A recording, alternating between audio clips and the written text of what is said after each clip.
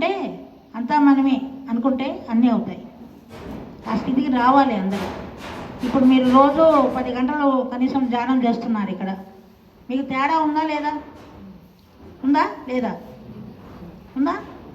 అందరూ గట్టిగా చెప్పండి. ఉంది.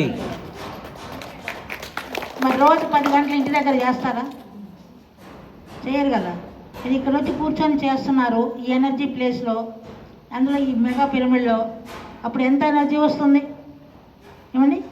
ఇది అసెన్షన్ పిరమిడ్ కూడా. అసెన్షన్ అంటే మనం ఉండంగానే ఇంకొక జన్మలోకి రావటం, మనము ఈ శరీరంతోనే ఇంకో జన్మలోకి రావటం, అవన్నీ ఇక్కడ జరుగుతుంది. అందుకోసమే ఇది సార్ చెప్పారు క్లియర్గా. మొత్తం ప్రపంచంలో వాళ్ళందరూ వచ్చి ఇక్కడ ధ్యానం చేయాల్సిందే మేడం అని చెప్పారు సార్.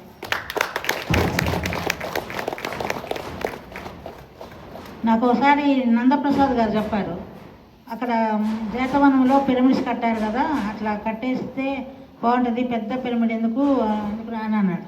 అంటే నేనేం చెప్పానంటే, నేను నాగలంచులో కట్టాను అట్లాంటి పిరమిడ్స్ అన్నీ 15 నాకు ఎందుకు పెద్ద పిరమిడే కట్టాలని వచ్చింది, నాకు విజన్ కనపడింది.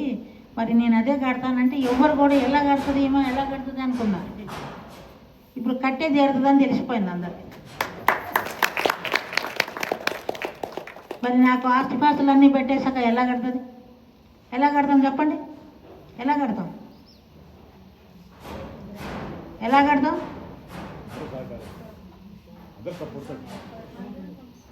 మనం అందరూ కలిపి ఇలాంటిది అందరికి కావాలి కదా, అందరికి ఇవ్వాలి కదా. అందుకే చెప్పారు సారు, మనము పంచితే పెంచబడుతుంది. ఏదో ఒకటి మన ఇప్పుడు దాంట్లో ఎంతో కొంత మన ఇష్టపూర్వకంగా, బలవంతం ఏం లేదు, ఎట్లాగా అవుతుంది అది బలవంతమే లేదు. చక్కగా వాటి కోసం ఉపయోగపెట్టుకుంటే రేపు మీరు వచ్చి కూర్చున్నారంటే, చూడు ఇంత మంచి దాంట్లో మేము కూర్చున్నాం, ఇలాంటి గొప్ప పిరమిడ్లో కూర్చున్నామని మీకే అర్థమవుతుంది. మరి నెక్స్ట్ ఇప్పుడు మనం ఈ ప్రోగ్రామ్కి జేతవనం అందరు వస్తారా? అందరు వస్తారా? రావాలి, అందరూ వెళ్ళాలి. అక్కడ చూడండి, అందరూ అన్ని చోట్ల చూడాలి, వెళ్ళి చూడండి. ఎక్కడుంటే జేతవనం చెప్పండి. చెప్పండి ప్లేస్ ఎట్లా ఒకసారి చూడండి.